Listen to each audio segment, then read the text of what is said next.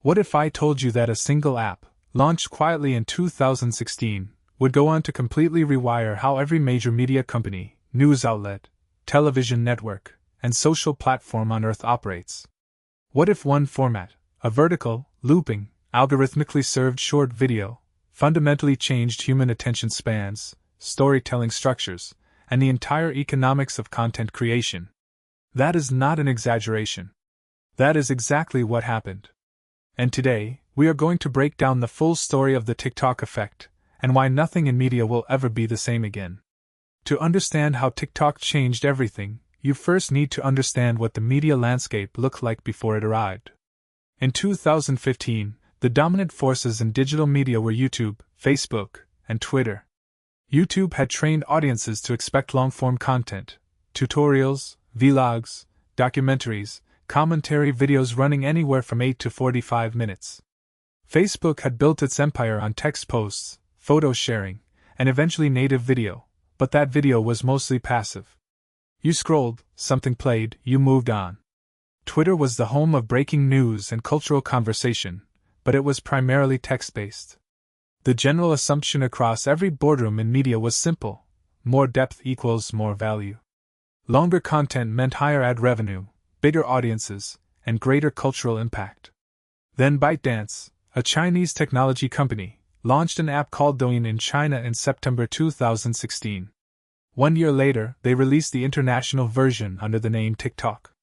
In 2018, ByteDance acquired Musical.ly and merged its 200 million users directly into TikTok, creating an instant global audience almost overnight. By 2019, TikTok was the most downloaded app in the world. By 2020, it had crossed 1 billion active users. Those numbers alone were impressive, but the real disruption was not the scale. It was the engine underneath. TikTok's recommendation algorithm, known internally as the interest graph, was unlike anything that existed before it. Every other platform at that time operated on a social graph model, meaning it showed you content from people you already followed or people your friends followed. TikTok threw that model away entirely. It showed you content based purely on your behavior, what you watched, how long you watched it, whether you rewatched it, what you searched, what you skipped. The result was a For You page that felt almost psychic. New creators with 0 followers could post a single video and reach millions of people within hours if the content was genuinely compelling. That was a seismic shift in power. For the first time, distribution was democratized completely. This democratization had enormous consequences. Traditional media gatekeeping, the editors, agents, executives, and network programmers who decided what content reached mass audiences, suddenly became irrelevant for an entirely new generation of creators. A 17-year-old in Ohio could build a larger audience in 3 months than a veteran television producer could accumulate over a decade. And brands noticed. Advertising dollars that had historically flowed toward television and print began redirecting toward TikTok creators at a pace that stunned industry analysts. By 2022, TikTok's global advertising revenue had reached approximately $11 billion, a figure that represented one of the fastest revenue-scaling operations in media history. But the deeper impact was not financial. It was behavioral. TikTok did not just attract attention, it restructured how human beings process and consume information. The average TikTok video in its early years ran between 15 and 60 seconds. That brevity forced an entirely new creative grammar. Creators had roughly 2 to 3 seconds to hook a viewer before they scrolled away. This meant every piece of content had to open with its most compelling element, a surprising statement, a dramatic visual, an unresolved question. The slow build, the patient setup, the gentle introduction that traditional storytelling relied upon, all of that became a liability. Speed and immediacy became the new currency of content. The ripple effects of that new creative grammar spread across every corner of the media industry with remarkable speed. YouTube, watching TikTok's explosive growth, launched YouTube Shorts in 2020. Within 2 years, Shorts was generating over 50 billion views per day.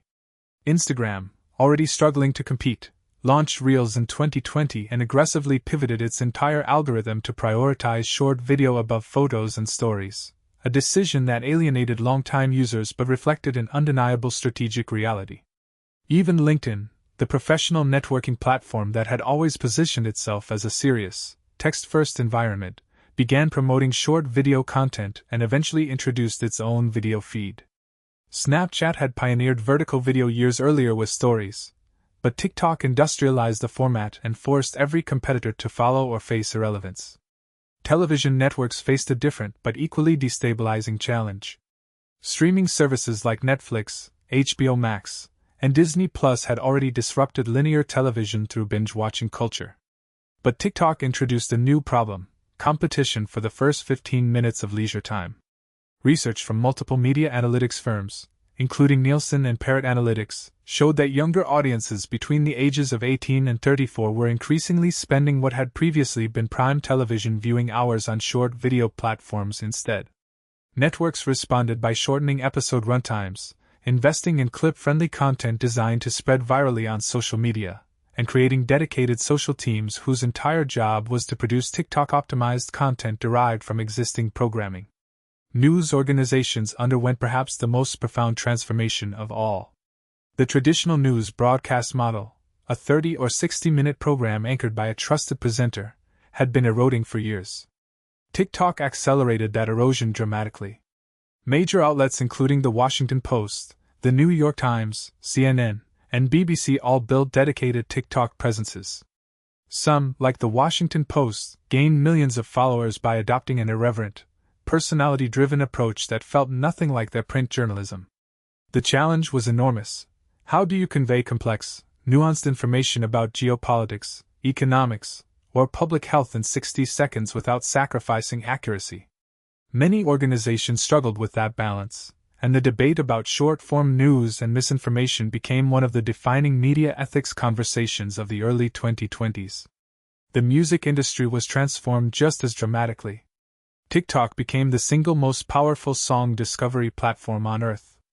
A song could go completely unnoticed on streaming platforms, get featured in a TikTok trend or challenge, and debut on the Billboard Hot 100 within days. Artists like Olivia Rodrigo, Lil Nas X, and Doja Cat all benefited enormously from TikTok virality at critical points in their careers.